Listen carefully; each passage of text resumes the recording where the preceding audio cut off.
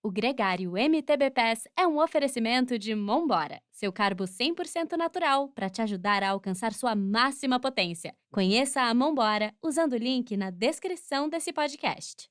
Bem-vindo ao MTB Pass, um podcast que te leva para dentro do mundo do mountain bike. Eu sou Viviane Faveri e trago aqui entrevistas com personagens do mountain bike mundial. Antes de falar do nosso convidado, eu queria desejar um baita 2024 para você, querida ouvinte. Que seu ano seja espetacular, melhor que 2023, com muito mountain bike do bom e, se você for sortudo, que o seu 2024 te presenteie com uma boa aula de pilotagem, esse que é, não por acaso, o assunto do programa de hoje.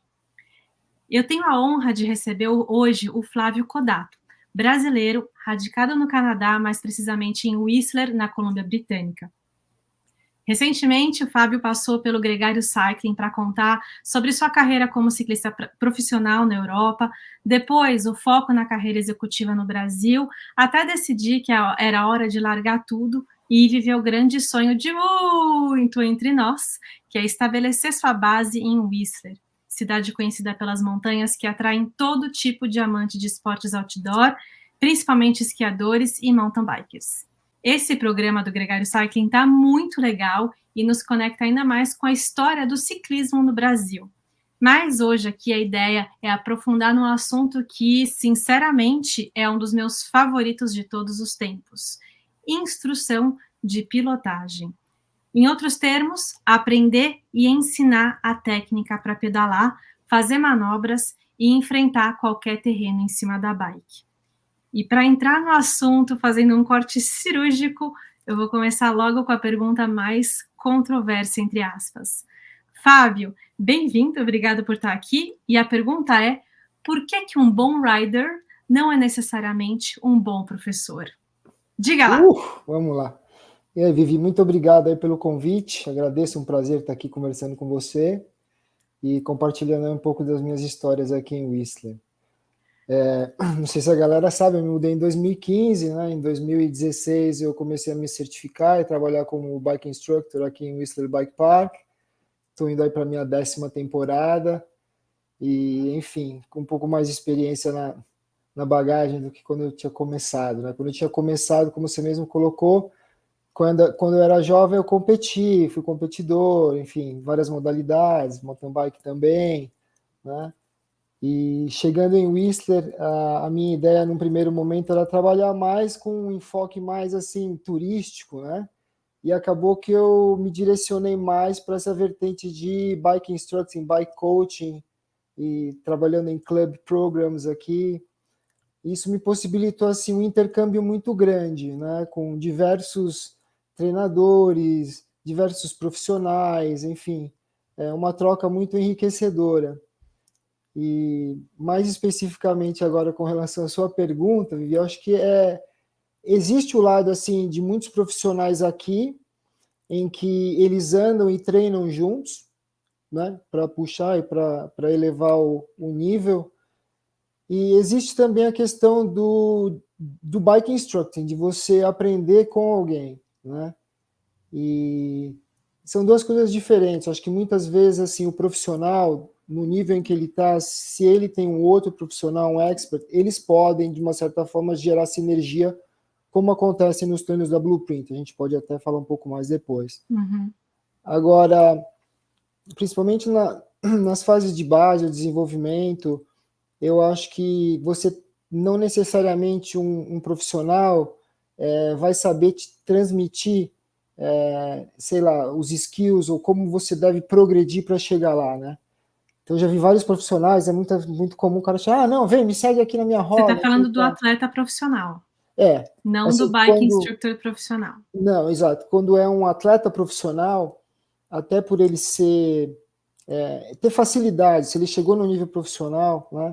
Então, muitas vezes, ele, para ensinar, ele não tem aquela didática, ele muitas vezes pede só para você seguir, enfim, aquela coisa que muitas vezes não ajuda muito. Uhum. E essa questão de valorizar mais o bike coaching e trabalhar como bike instructor, Isso, essa cultura eu peguei aqui, né? No Brasil eu não tive muito isso, inclusive eu fazia mountain bike, o meu treinador era, até porque o mountain bike no Brasil é um pouco mais focado na cross country, a parte mais endurance, né? Onde treinamento físico é muito mais importante, se sobressai até do que a questão técnica, né? A questão técnica você vai pegar mais assim, downhill, gravity oriented, enduro, onde você precisa ser um atleta em termos de ter um bom condicionamento, mas skill vai ser determinante, né? E não o seu condicionamento.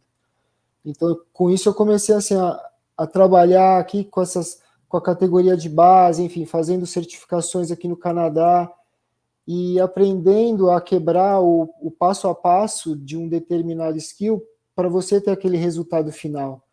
Então, né, qual é o passo a passo para você chegar lá? Porque às vezes simplesmente você está nesse nível e você olha uma pessoa nesse nível que está muito acima do seu, pode até ser desestimulante no sentido de, porra, eu nunca vou chegar lá. Isso são coisas que eu aprendi a valorizar muito mais depois que eu comecei a trabalhar com isso, né? Que eu vi que a cultura aqui é muito forte, principalmente vem desde as categorias de base, então assim, a partir de 4, 5 anos de idade, 6 anos de idade, as crianças já estão começando e todos começam com uma instrução de base. Então, se você conversar, por exemplo, com a molecadinha que eu tô treinando já há 5, 6 anos, hoje eles vão fazer 13 anos esse ano agora, é incrível o que eles já sabem, né, de skills, de risk assessment, enfim.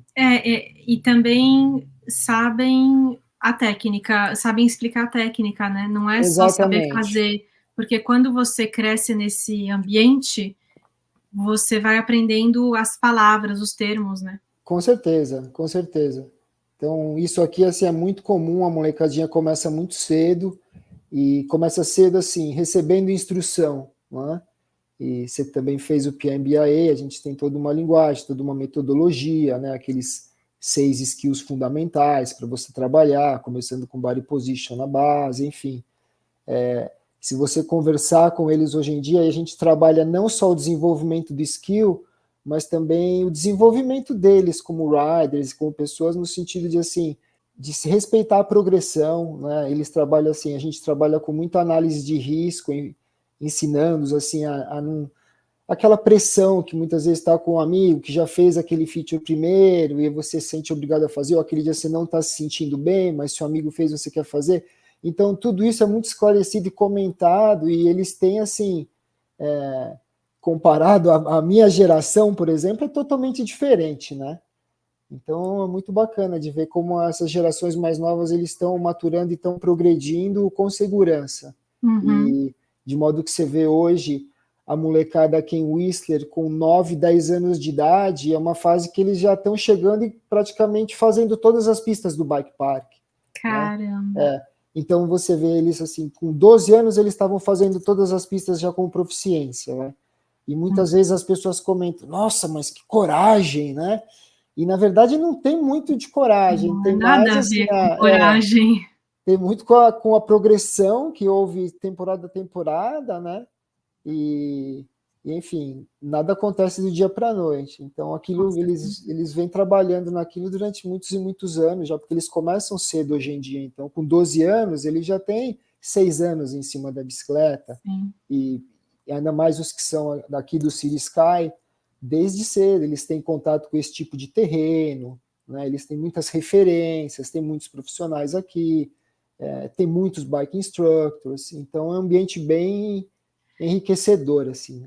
Porque mesmo se a pessoa não faz aula por um período, ela tem amigos que são bike instructors, porque é um ambiente tão Sim, disso, né, e que você anda com outras pessoas que são bike instructors, queiram ou não. também, e tem muitos, o que eu gosto tem muitos programas aqui que são programas para temporada, né? Então, tem, por exemplo, um programa para mulheres aqui no Bike Parks que se chama Ladies Nights, 2 vezes por semana, né? Das 5 às 7, e todos os níveis, desde introdução, as mulheres que estão começando, até nível expert. Então, assim, esse é só um exemplo de um programa de clube, de temporada. Tem também o programa da molecada, né, que é julho e agosto, aí tem o Spring Club, a primavera, tem o outono, enfim, esses programas onde você tem a possibilidade de trabalhar durante um período, eu acho que em termos de trabalhar a progressão, fica muito, muito melhor para quem está recebendo a instrução e para o instrutor, né?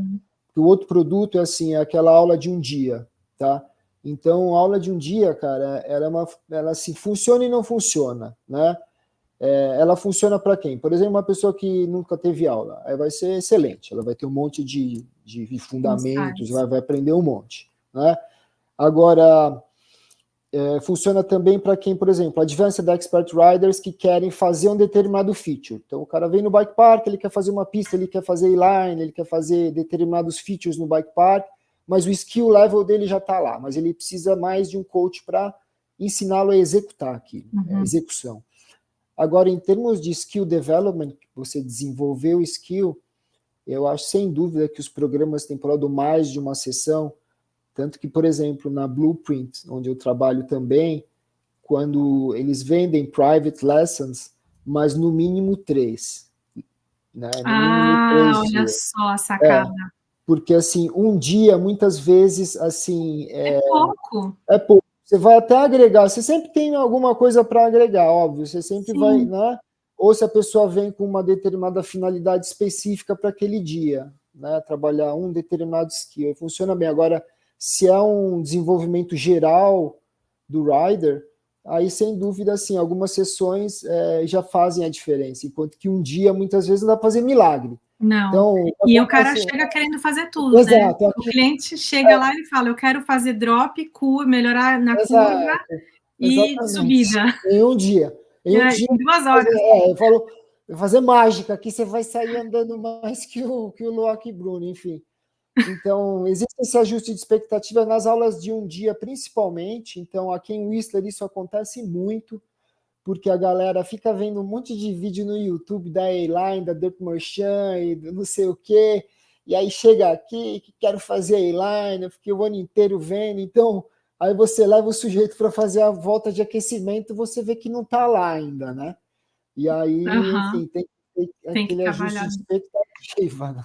Tem que decodificar a técnica e revisitar as bases, né? Muitas vezes é isso, né? Assim, porque é o que eu digo, assim, por exemplo, existem as pistas flow, assim, A-Line, por exemplo. A A-Line, se você quiser fazer com uma bike de cyclocross, você faz ela rolando, né? Ela é como se fosse uma estradão, assim, com um monte de pulos gigantesco. Agora, você quer fazer ela adequadamente, pulando, linkando todos os pulos, né? Sabendo o que está fazendo, aí é uma outra forma. Então, assim, existem milhares de formas de você fazer a mesma trilha, entende? Inclusive a pé. Exatamente. Se a trilha for muito difícil, a gente vai caminhar. Então, essa questão, acho que como instrutor, de trabalhar, tem as daily lessons, eu acho que existe na daily lesson, sempre dá para agregar. Agora, ultimamente, que eu começando a trabalhar na Blueprint, eu acho que faz muito mais sentido você pegar, e se ele quer marcar uma aula para desenvolvimento, não, no mínimo 3, entende? Acho que uma aula funciona bem em situações específicas. E antes de falar da Blueprint, que eu estou bem curiosa para conhecer essa escola, né, que pelo que eu entendi é uma escola, eu quero voltar e primeiro também fazer um glossário, porque você fala alguns termos que... Eu não quero ficar com muito anglicismo, mas é que às vezes tem termos em inglês que eu acho que vão melhores para bike, enfim, mas vamos tentar... Pode continuar com os seus termos, é o seu jeito de falar, é o seu universo, é o universo do mountain bike, não tem como negar. Porque é engraçado até aqui assim, em Quebec, a galera do Brasil vem para cá e aí eles, enfim, tem uns termos que eu fiquei muito fora, né, um tempo, e quando eu voltei direto aqui, então, sei lá, dá aquela matada, eu falei, que você está falando, velho? O que é matada? Tipo, um scrub, da mata, né? Matar é fazer um scrub? Eu sei lá o que é, ou se absorver, aí, tem a recepa é o landing, né, a recepa. A recepção. Exato, enfim. Tem o glossário do português também. Exato, então eu estou tentando pegar ali, né? E, enfim, Mas, a gente falou de feature, que significa obstáculo, A-line, que é a linha A. Por enquanto, A-Line é essas duas uma das coisas. pistas mais famosas do bike park aqui em Whistler, né? Uma pista de jumps, de pulos, e super famosa, super flow e super Tem divertida. altos vídeos dessa pista na internet. Incrível. Aham. E aí, então, assim, falando de features, obstáculos, você tocou num ponto que eu achei muito rico dos jovens que você acompanha há algum tempo já saberem, terem maturidade para saber qual que é a hora certa de encarar um obstáculo ou não, e lidar com o lance de um amigo que faz e ele ainda não faz, por exemplo. Isso daí, às vezes, é um monstro, né? Esse Não, assunto sim. é muito complexo.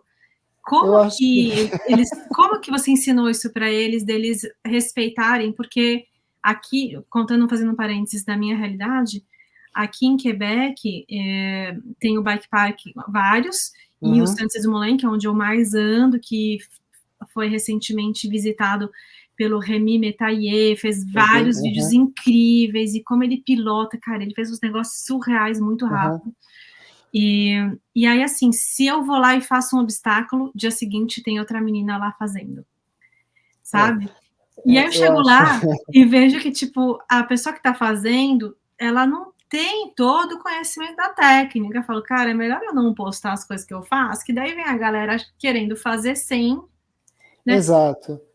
Você Aqui em entende o Whistler, ponto? eu acho que não, eu entendo totalmente. Aqui é o que mais tem, né? Peer pressure, que é você se sentir Tem um nome pressionado, para isso. porque Peer tem um pressure. nome, né? Que a gente diz Pressão do colega, entre do colega, exato, no do bom seu português. amigo, né, enfim.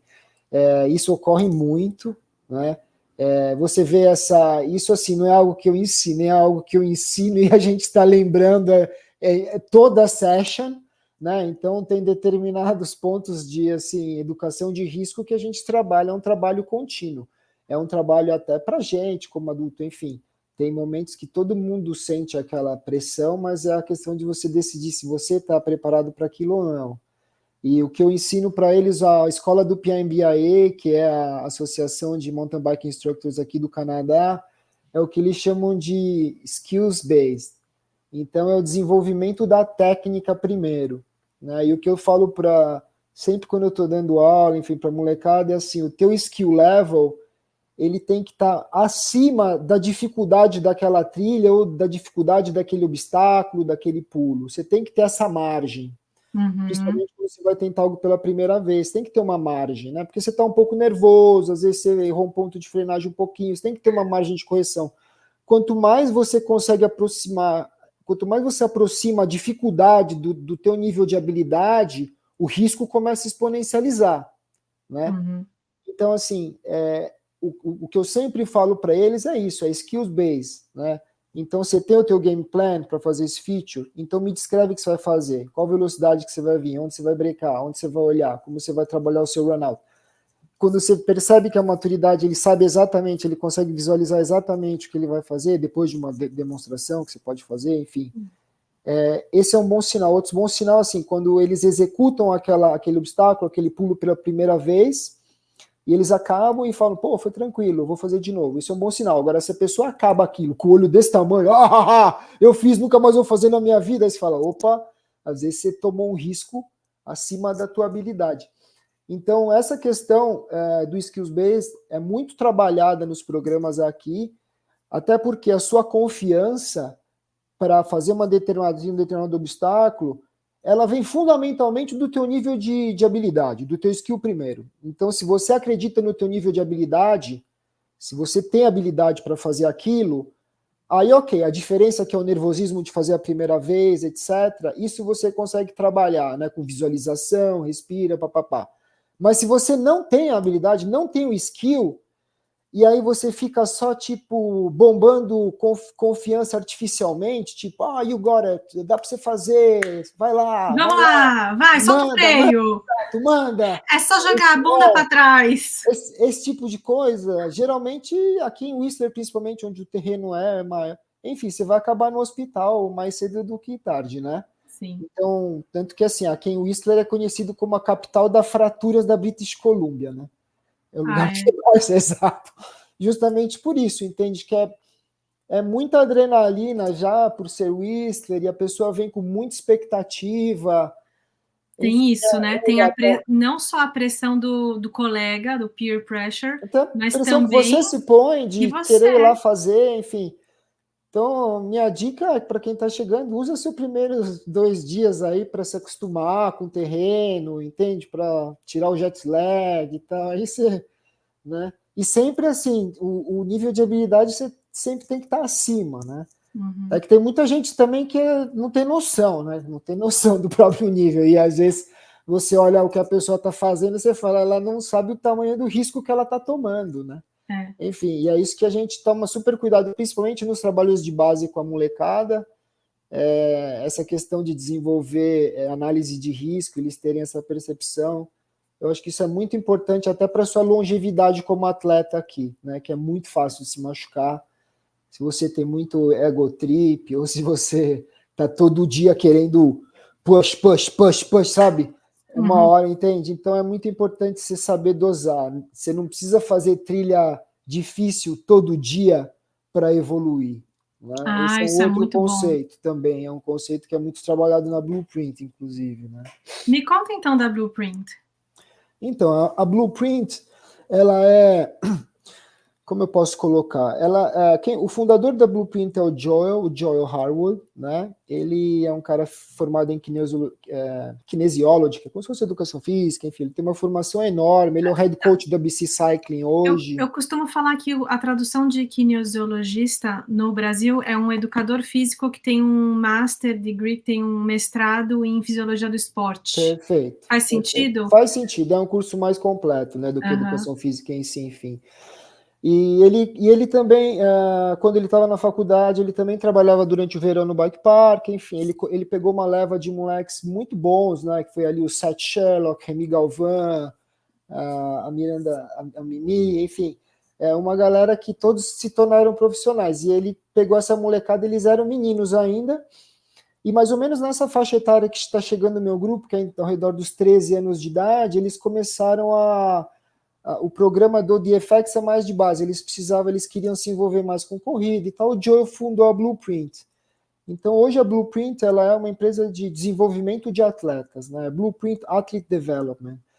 Então, o Joel, ele é o head coach, mas ele montou um gym. Então, a gente tem lá um cara que é um preparador físico, tem um fisioterapeuta, tem um massagista, tem um nutricionista, né? É algo que hoje ele está trabalhando principalmente com os atletas profissionais, né, vários, né, que correm principalmente mais gravity, é mais DH e enduro, mas ele tem atletas de cyclocross, ele tem uns atletas de road, inclusive agora em janeiro ele está indo visitar uma equipe de road na Europa para ensinar a galera a fazer curva de road bike, enfim, que alguns fundamentos são os mesmos.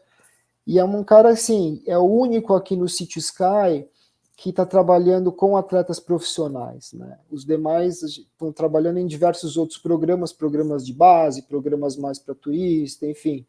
Mas o Joe é um cara que está trabalhando com desenvolvimento de atletas no nível profissional, né? Vários aqui, inclusive top 20 do EDR, top 20 do UCI DH, enfim, muitos mas atletas. É para Gravity, não tem cross-country. Tem uma coisa engraçada é assim, ele pegou um grupo, inclusive Jess Melamed, que foi segundo na geral do EDR, o Elliot Jameson, top 20, quem mais? Reese Werner, top 5, Jackie Menzies, top 20. Toda essa galera, há 10 anos, um pouco mais de 10 anos, né? O primeiro IWS foi em 2013, um pouco mais de 10 anos, eles corriam cross-country. Entendi. E todos esses migraram do cross-country para o enduro. E, porra, depois de anos e anos, hoje eles estão andando no top 20. Vários são factory team, enfim. Um trabalho bem legal. Então, essa mescla de modalidades também que ocorreu, né? Uma galera do cross-country que começou a migrar para o enduro, o Joe abraçou, enfim. Muito bom. E falando dessa migração de sair do cross-country para o enduro, eu estou experimentando o enduro. Eu fiz minha primeira temporada de enduro. Curti muito, mas também senti muito medo. é um outro monstro, né? Sim. E a bicicleta é completamente diferente, a potência do freio é completamente diferente, o grip dos pneus é completamente diferente. E uma coisa assim que eu aprendi foi que, fazendo um pequeno parênteses, na bike de cross country, pelo pneu mais fino mais rolagem. Tá? Mais rolagem e também a bike mais leve, o freio é menos potente, a gente faz features, obstáculos menos difíceis também, mas às vezes também muito inclinados e difíceis também. E eu percebi que quando eu fui para a bike de enduro, precisei reaprender a usar os freios para controlar mais a velocidade e poder frear em lugares que numa bike de cross country eu não conseguia. Sim. E se você não faz isso, você embala de um jeito, tipo, você vira passageiro. E aí eu tive uns 3 close calls esse verão, que close calls, traduzindo em português, quase levei alguns rolas sérios, consegui salvar, porque eu acho que eu respeitei o lance da minha habilidade técnica versus onde eu estava, mas é difícil essa transição, né? Isso, você vê isso também? Com certeza, eu acho que eu adoro, por exemplo, andar em bicicletas diferentes. Então, uma bike de cross country, que é super leve, tem um travel, um curso muito menor, enfim, outra característica, uma bike de enduro, ou uma bike de DH, que é maior ainda. Enfim, tem a minha bike de cyclocross aqui, para brincar no gravel. Você ainda anda de speed?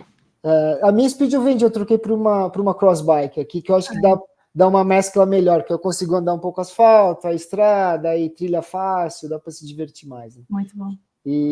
Mas eu acho essa questão da adaptação com a bicicleta, com certeza existe, é normal. Eu acho, Vivi, quando eu cheguei aqui, quando eu me mudei, eu fiz a BC Bike Race, né, como uma corrida de boas-vindas. E aí todo mundo no Brasil, porra, BC Bike Race, que vai ser irado, blá, blá, blá. E aí eu não estava nem sabendo o que esperar. E no fundo é uma corrida que ela é um cross-country super divertida, só single track, 90% single track. Mas assim, single track mais dócil, né, mais fluido, para bikes de cross-country, né? E aí quando eu cheguei, eu estava com essa bike pequena. E aí eu comecei a fazer umas trilhas aqui que eu falei, puta, a bike tá pequena. Aí eu peguei uma bike de enduro, tive que me adaptar também. Aí comecei a andar no bike park, as primeiras temporadas no bike park eu andei com a minha bike de enduro também. E aí depois que realmente, formalizando mais no trabalho de instrutor, tal, eu tive acesso a uma bike de DH. E enfim, aí você vê que cada bike tem uma pegada e se encaixa melhor dependendo do terreno. Enfim, né? Eu acho que esse complemento, por exemplo, que a molecada usa muito no trabalho de base aqui, tem uma DJ Bike, uma Dirt Jumper, para trabalhar em pump track. Né? Para você aprender a gerar velocidade sem pedalar, enfim, técnicas de curva, de pump sua bike. Eu acho que tem um desenvolvimento de skill muito interessante, é super divertido e é muito comum aqui também. Sim, isso a gente já vê bem desenvolvido no Brasil. Isso eu acho muito legal. Tenho vários amigos que têm bike de dirt para andar em pump track. Se não, mas assim, as pessoas já sabem o quanto isso é bom. Mas no Brasil, esse trabalho do desenvolvimento do pump track ali com o Luciano com Cadeira, Cadeira, a Pump League ali, eu achei um movimento super bacana, né? Super inclusivo. E tem o sobrinho dele também, super Lu Lancelotti. O Lu Lancelotti, que faz as pistas de pump track, deixando super legado aí. Super fã de vocês aí, galera. Muito legal, o movimento Pump Tudo do tio Cadeira. Cadeira em nota 10, Cadeirinha. Parabéns. É muito legal mesmo. Eu fiz já várias aulas com Cadeira no meu começo e aprendi muito com ele. E ele introduziu muito esse conceito para mim na minha cabeça. E hoje eu vejo, por exemplo, em Campos do Jordão tem o Pump Track, tem o Gabriel Wisper, que também já passou por aqui recentemente no MTB PES, que faz um trabalho muito legal também da instrução de bike lá em Campos, com seriedade, com qualidade, perto do Márcio, junto, às Márcio vezes, eu conheço. Uhum. do Márcio Prado, que já pedalou com você, e o Marcinho também tem uma bike de pump e anda pra caramba. Então, isso só para citar alguns, né, dos meus amigos, mas eu sei que tem vários. A Marcela Toad tá direto em pump track, fazendo treino. A Ercília Najara também já postou várias coisas. Então, a gente vê vários atletas, femininos, masculinos, amadores e profissionais usando essa ferramenta, que é muito, muito, muito legal. Que eu acho muito legal isso, assim, porque eu nunca fui muito partidário da galera que fala, rotular uma determinada modalidade ou um determinado soando nesse tipo de bike, o resto é uma biquinha, um pipipi. Eu nunca fui muito dessas. Eu acho que assim, eu consigo me divertir em todo tipo de bicicleta, você tem que adaptar o seu rolê, e eu acho que os skills são complementares, né?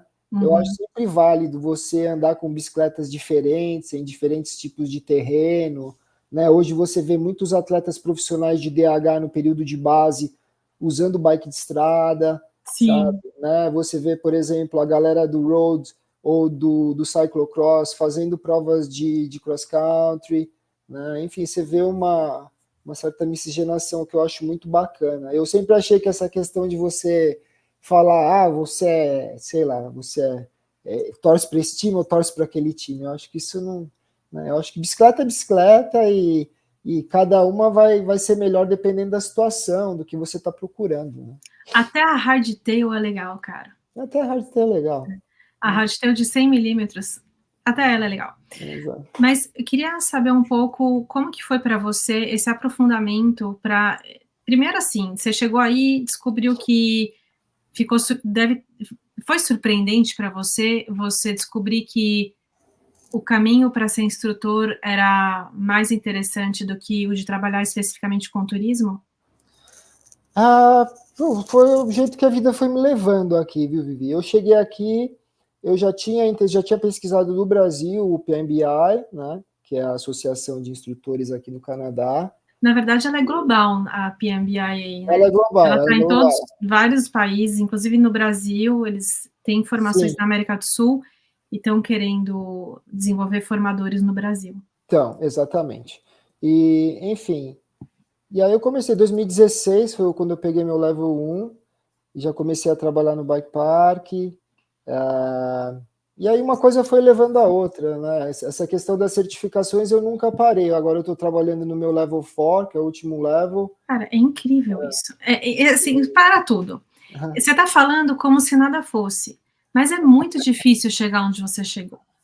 Sim, tem que, assim, eu acho que tem que ter uma dedicação, você tem que gostar também do que você faz, não vai ter um retorno imediato, acho que antes de mais nada você tem que gostar e, enfim, se dedicar, como qualquer outra profissão, né? Enfim.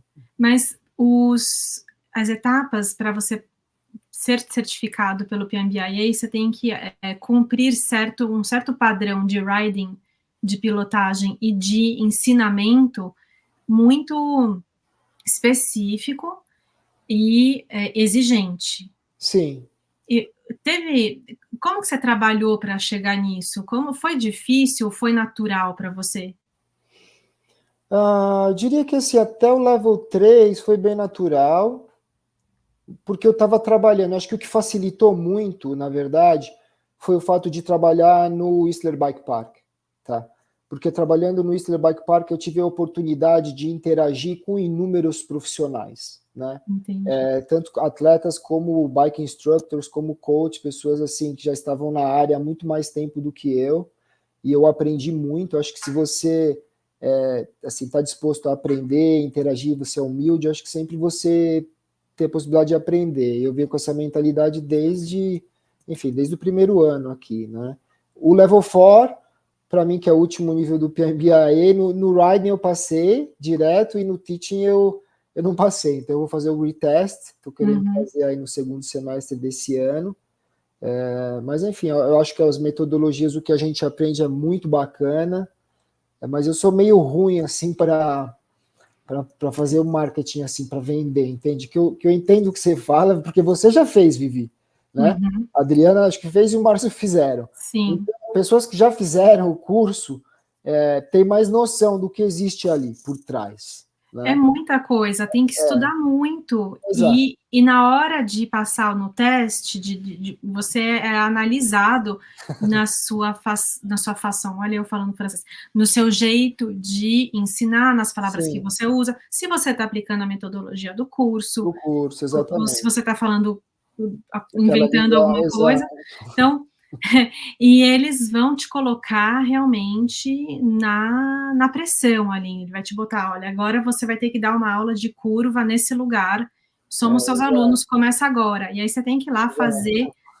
Então, assim, não é uma coisa confortável para ninguém, eu não conheço nenhum instrutor Exato. que fez o PMBI e que terminou falando assim, nossa, foi fácil, foi de boa.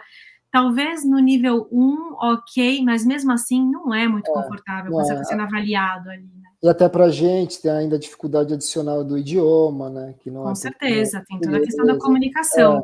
E eu aqui, meu filho, em francês, nem me fale. Mas, enfim, eu acho que essas questões da certificação é super válido, mesmo assim, se você depende do tipo de trabalho que você está desenvolvendo, você também tem que fazer o seu curso de primeiros socorros, né? O First Responder. É muito bom, inclusive. Também. Acabei de fazer Enfim, meu refresh. exato. E a gente também tem aqui, você deve saber também, né, do NCCP, que é o National Sim. Career Coach Professionals, que aí também é muito mais assim voltado para a área de coaching do que Bike Skills Development. Eu acho que para Bike Skills Development o PMBIA é muito melhor, não é melhor, Sim. é mais adequado, né? E E mais o NCCP, aprofundado. sim. E o NCCP ele é super válido para assim long term development, né? Se você está trabalhando com Desenvolvimento a longo prazo. desenvolvimento a médio e longo prazo, como ser um bom coach, assim, todos os outros aspectos, nutrição, papapá, sabe? Todos esses aspectos eles abordam, né? A parte, a habilidade técnica dessa formação, que é criada pela Confederação de Ciclismo do Canadá. Então, todos os coaches, todos os treinadores do Canadá que querem trabalhar em qualquer nível precisam ter, pelo menos, a base, o nível 1 dessa formação dada pela Confederação. Então, é como se a CBC no Brasil desenvolvesse um curso de vários níveis, e que para você ser um treinador de ciclismo ou então trabalhar em qualquer projeto vinculado com ciclismo, você tem que ter pelo menos o nível 1. Perfeito, boa explicação. E aí, conforme vai abrindo projetos mais vinculados à competição, ao desenvolvimento de atletas, eles vão exigindo outros níveis desse treinador. Então, exato. abriu, por exemplo, vaga para ser treinador que vai acompanhar a seleção estadual nos jogos estaduais. Então, esse treinador ele tem que ter pelo menos até o nível 3, por exemplo. Vamos dar. Então, não é qualquer pessoa que vai lá que aparece, e é uma pessoa que já tem uma formação com uma base, e essa base ela é igual, então todo mundo tem acesso, isso é uma democratização da informação, na verdade, todo mundo tem acesso às mesmas informações, que inclusive é um dos objetivos do MTBPES, né, que é levar a informação de qualidade para todo mundo gratuitamente. Então, qualquer pessoa pode ver o MTBPES e se enriquecer com as nossas entrevistas.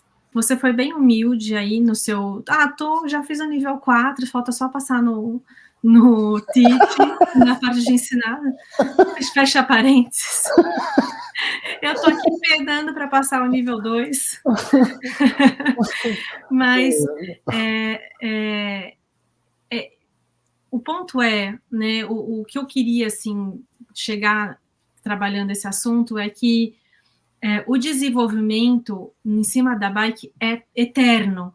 Então, tanto para o nosso cliente, nós como instrutores de mountain bike, tanto para o nosso cliente, não importa o nível dele, se ele é iniciante, intermediário ou avançado, é relevante para ele encontrar com a gente, quanto para a gente também é importante continuar esse trabalho de desenvolvimento, nós mesmos. Com certeza. Então, como que você faz isso? Então, eu senti que nos meus primeiros 9 anos aqui, eu comecei trabalhando para Whistler Blackcomb, como eu falei, no Bike Park de Whistler, e foi muito enriquecedor pela quantidade de bike instructors, de coaches, enfim, de atletas que eu tive a oportunidade de interagir. Eu trabalhei também em outros programas, ainda trabalho nos programas com o Johan Barelli, que foi atleta profissional de enduro. Você só trabalha com esse cara. E, enfim, a gente fez alguns trabalhos juntos. Também trabalho para as associações de bike local, que é a SORCA, a PORCA, né? Que são associações locais que cuidam da manutenção das trilhas, organizam eventos locais. Eles também já tive a oportunidade de fazer alguns trabalhos com eles.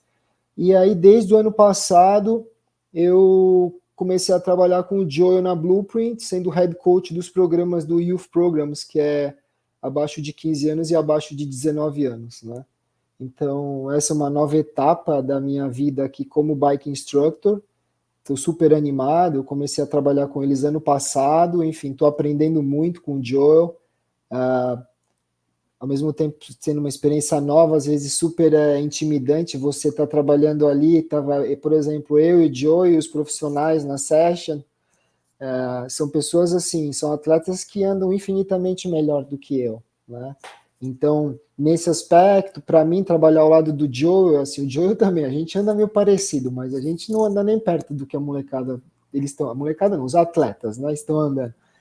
Então está sendo um novo capítulo para me manter assim atualizado e é um outro nível, né? Então esse nível aqui dos produtos que são vendidos em Whistler Blackcomb ou essas clínicas de base, enfim, isso já me sinto bem à vontade. Aí eu queria dar um passo a mais, que essa molecada que eu venho treinando aí por 5 anos, eles querem começar a correr DH esse ano na BC Cup.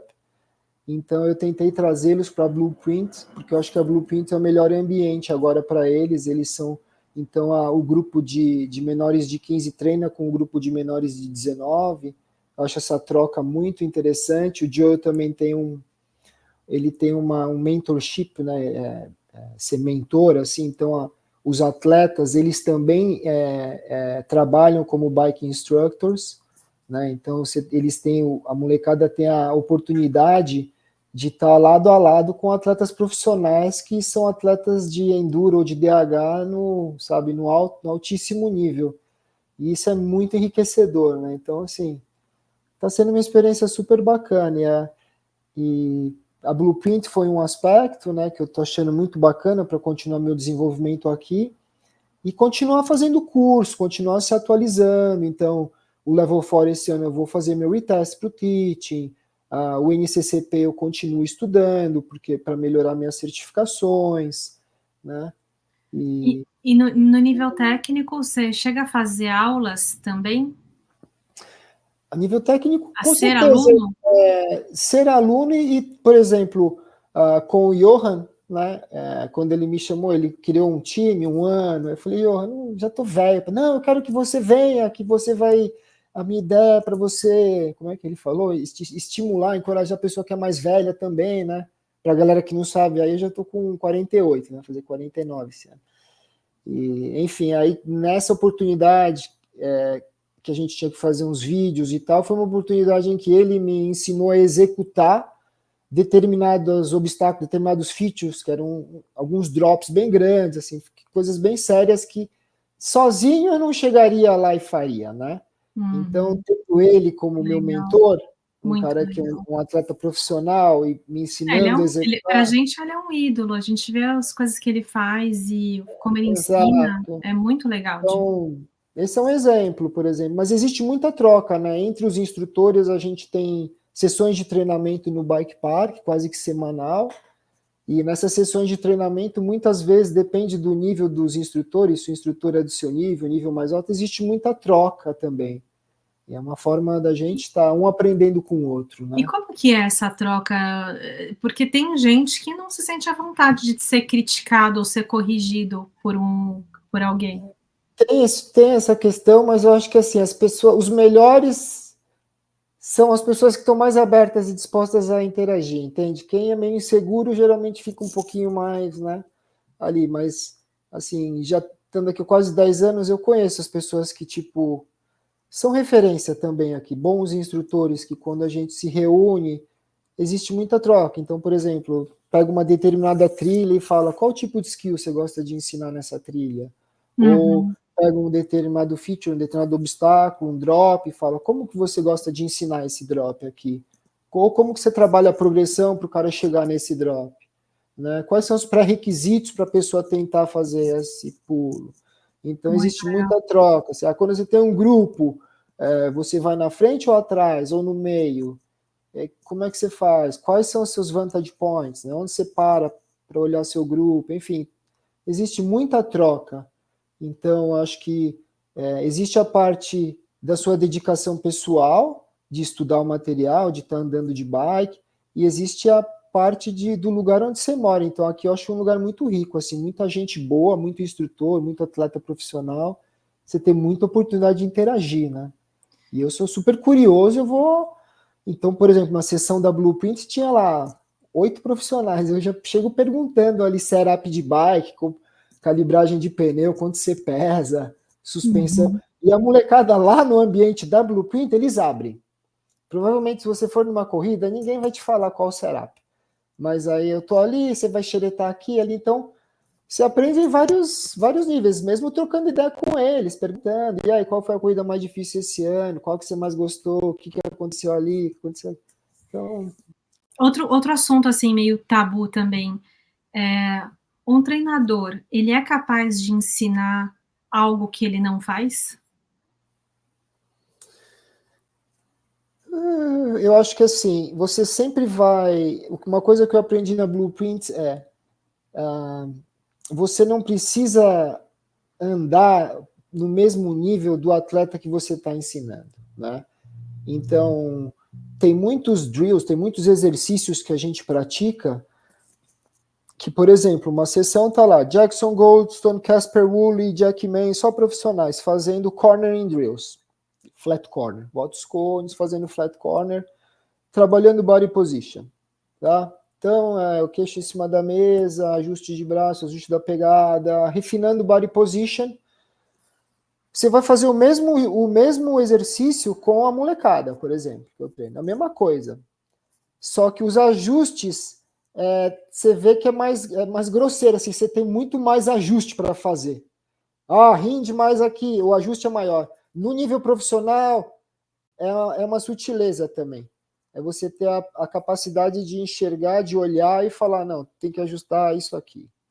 É você falar pouco, mas é falar o que é necessário. Então eu percebo que o Joe, quando ele está coaching os profissionais, ele sempre dá feedback, né? Então, imagina você dar feedback para um cara igual o Jackson Goldstone, né? Então, assim... Ele tem que ver se o profissional também está aberto a isso, né? Mas é legal porque isso que é interessante, é a cultura. Como eles vêm tendo aula de bike desde a época do DFX, como molequinho, e hoje eles são profissionais, eles super respeitam e gostam de ter instrução, né? Então, ainda que seja assim, você nunca... corner and drill, eles adoram. Tipo, os caras ficam lá 2 horas. Se bota um relógio, então, bota um timing ali. Exato. Então, assim, é algo básico, que se você está refinando basic skills, mas refinando, é num nível muito mais, assim, fine-tuning, muito mais... Quando a gente fala cornering skills, ouvinte, desculpa, esqueci de fazer a tradução. Curvas. Está falando de curvas. Curva. De curvas no plano. No plano ou com bancada, com parede. O berm, que é a paredinha, né? O tal do relevé, que também é outra palavra em francês. Então, se a gente sai do inglês, vai para o francês. Mas curva com parede, com apoio, é o berm. Exato. Mas quando você falou de flat corner, é a curva no plano. Exatamente. Mas o ponto era esse, você consegue sim, se você tem experiência, você sempre vai conseguir trabalhar com os atletas. Agora, execução, isso é desenvolvimento de skills, né? Então, desenvolvimento de skills você sempre vai poder agregar. Agora, em se tratando de execução de determinado obstáculo, de determinado drop-off, aí sim, você só vai conseguir ensinar, executar aquilo se você faz bem feito, né? Então, assim, você tem um drop super sério, você nunca fez aquilo na sua vida, você vai querer ensinar a pessoa a executar aquilo... É complicado. É complicado. Então, assim, tanto que o Johan Barelli, a pegada dele, ele se destaca aqui como coach, ele tem um nicho dele, que é exatamente esse. Geralmente são pessoas assim que querem fazer coisa difícil, quer fazer uma double black, quer fazer um determinado drop, alguma coisa assim, e eu diria que nesse nível, para ensinar a executar esses features, ele é um dos melhores caras que teria para você aprender a fazer o feature, a fazer o obstáculo, né? Agora, para você desenvolver skills, aí a gente tem outras escolas, outros instrutores, enfim. Também. É legal você trazer esse ponto também, porque os instrutores, cada um tem seu estilo, às vezes sempre vai ter um que é melhor em algo, outro que é melhor em outra coisa, e na verdade, assim, a questão é, o que faz um bom treinador de skills? Qual que é a sua visão para isso? Cara, acho essencial você ter uma boa formação, para você entender o que é o skill, o que é o skill, né? É um determinado tipo de habilidade que você tem que ter. Então, a gente tem no PMBA 6 diferentes tipos de skill, que é a posição do corpo, a operação dos controles, né? Onde você olha na trilha, controle de pressão, controle de direção, e aí o final é time e coordenação, né? E esses skills, eu acho que é essencial você se familiarizar com eles e saber como desenvolvê-los, né? Eu acho que isso um bom instrutor tem que saber fazer. E no nível mais avançado, um bom instrutor também tem que saber olhar o que está acontecendo e dar um feedback adequado, né? E porque eu falo, isso é desenvolvimento de skill, porque na medida em que a pessoa quer fazer uma double black, uma pista double black, ou algo muito de double black para cima, o skill já tem que estar lá. Você não vai usar aquele terreno para desenvolver skill. Geralmente, quando você chega nesse nível de double black acima, você está executando. Você está falando em execução. Então, aí sim, você tem um cara profissional do seu lado, um cara que já fez muitas vezes, ele vai te ensinar a executar, que é diferente. Ele vai falar qual velocidade que você precisa, onde você breca, onde você não breca, onde você tem que pousar, enfim, né? Isso é de double black para cima, eu diria que é muito mais execução. Agora, se você quer desenvolver skills para chegar naquele nível, geralmente você usa um terreno mais fácil. Então, sempre que você está introduzindo uma nova manobra, um novo skill, um novo exercício, geralmente você abaixa a dificuldade do terreno para a pessoa conseguir focar no desenvolvimento daquela habilidade, ao invés de simplesmente ficar sobrevivendo ou riding, né? Muito bom. Tem esse ponto. Eu vou fazer um parênteses aí, porque uma das polêmicas que a gente teve no Brasil, acho que já faz mais de um ano aí que a gente está discutindo muito esse assunto, das pistas de cross-country com obstáculos difíceis, e aí a galera menos habilidosa, com menos preparo técnico, mas que é forte, que vai competir na mesma pista, enfrenta os obstáculos no treino ou na corrida, sem ter chegado lá com alguma base de técnica e se acidenta na pista antes da corrida. Aconteceu isso em algumas corridas no Brasil, nas últimas 2 temporadas, e vai de muito encontro com esse ponto de você praticar sua técnica num lugar mais fácil. E existe também, acho que esse é um bom ponto, Vivi, da galera do cross-country, porque assim, o cross-country a gente sabe que você vai ganhar o cross-country na subida, você não ganha na descida, né? Você ganha no seu preparo físico. Óbvio que você tem que ter um nível de habilidade hoje em dia, principalmente no nível da UCI, onde as pistas estão ficando mais técnicas, mas principalmente no Brasil, nunca houve uma cultura de você valorizar o desenvolvimento das suas habilidades, né? Até para você salvar mais energia, para você pedalar melhor, mais eficiente, né? Para você ter mais segurança nas descidas, enfim. Por quê? Porque você vai ganhar tipo na força, na capacidade física. Você ganha cross-country, né? É uma prova de força física, enfim.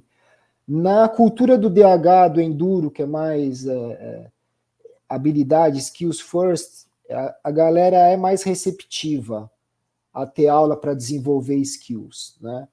No cross country eu já vi até muito brasileiro que vem para cá e muitas vezes assim, o cara é um bom biker, ele é um super, tipo, vai nas provas de cross country, é super forte, enfim. Mas chega aqui no bike park é uma outra realidade, né? E a pessoa muitas vezes não está disposta a abrir a cabeça e falar, opa, eu preciso dar uns passos para trás agora para conseguir chegar mais acima depois. A pessoa muitas vezes não tem a humildade, não tem essa paciência, né? Então, por exemplo, no meu caso, quando eu me mudei para Whistler, eu fiz 40 anos de idade.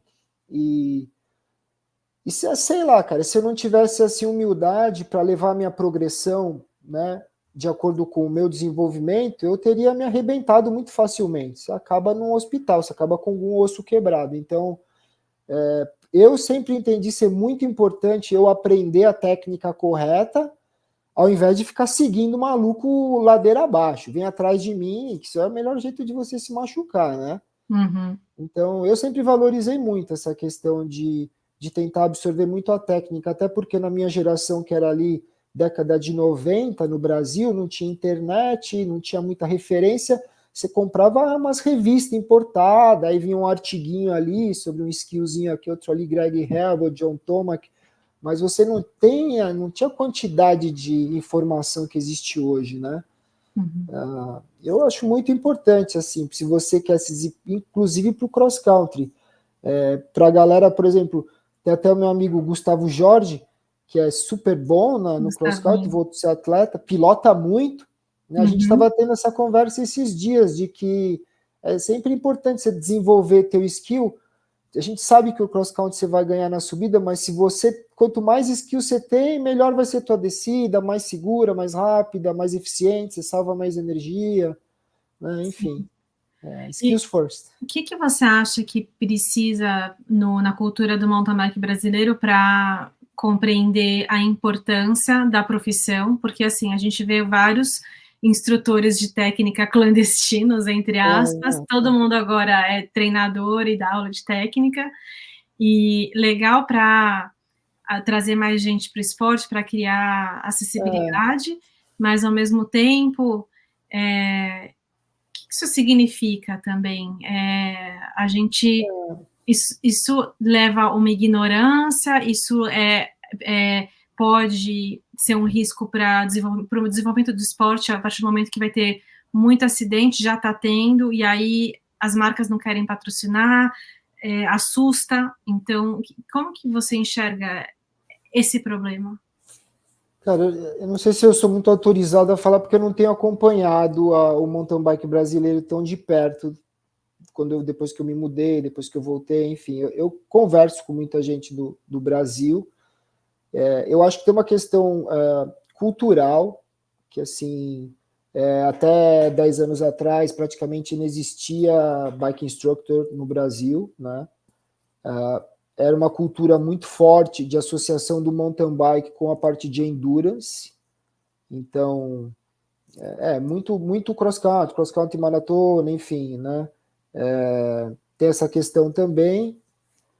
Eu acho que é uma questão de desenvolver várias frentes. Eu acho que tem, assim, em si, uma questão, acho que mais cultural, de valorizar. E eu até conversei com o Marcinho lá do Zoom Bike Park, falei, aí, você acha que a galera aí que está dando aula teria interesse em fazer um PMBA para formalizar? E ele não me animou muito com a resposta, assim, né?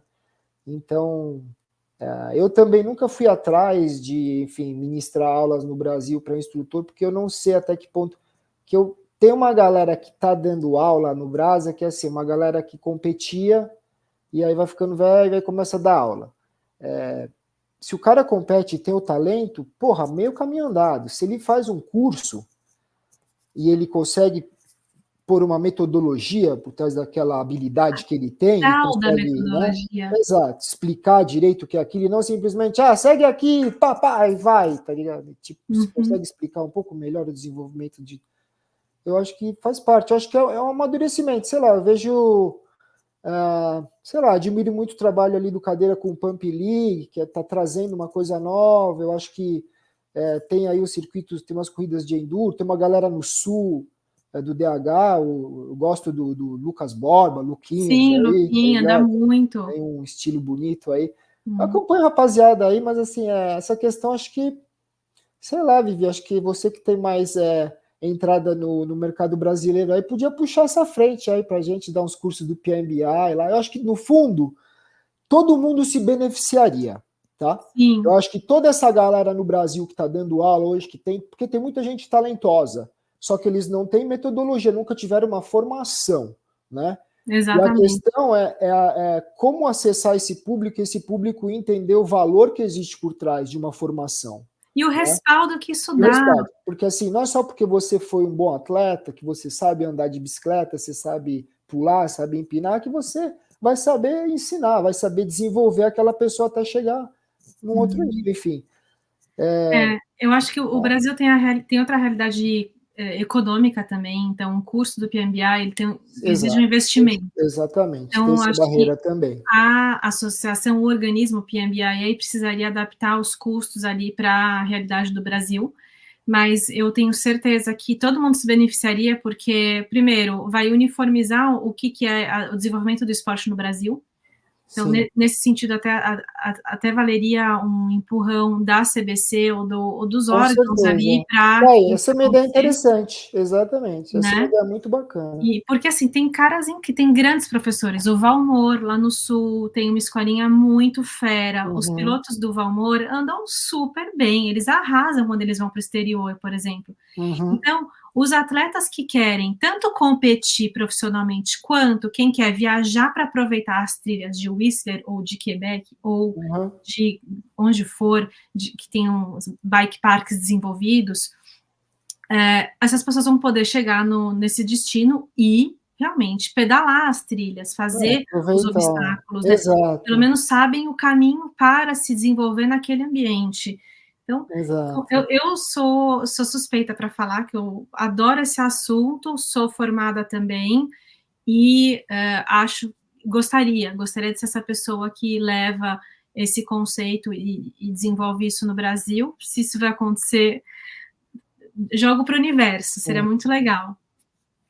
Exato, você me chama, Vivi, a gente vai junto lá. Vamos fazer junto, já fechou, tá combinado aqui, janeiro de 2024, começando muito bem, já com uma parceria ao vivo, no ar, no MTV PES.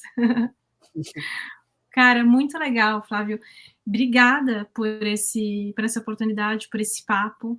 Valeu, Vivi, eu que agradeço, hein? Eu acho que tem aí coisas muito legais para o ouvinte, para os meus amigos que pedalam.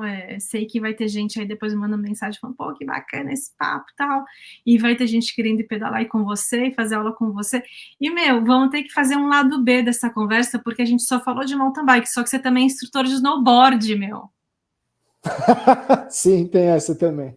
Tem que então, se virar, também... né? Porque chega uma época que aqui fica tudo nevado e aí tem que se virar, então. E essa é a minha outra paixão. Então, é outra paixão, mas é outra técnica, é outro esporte, é outro universo.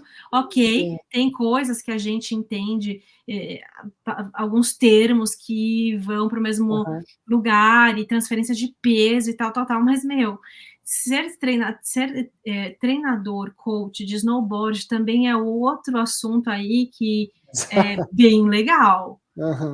Parabéns. Sim. Obrigado, valeu, Vivi. Muito incrível. Bom, vou te deixar aí.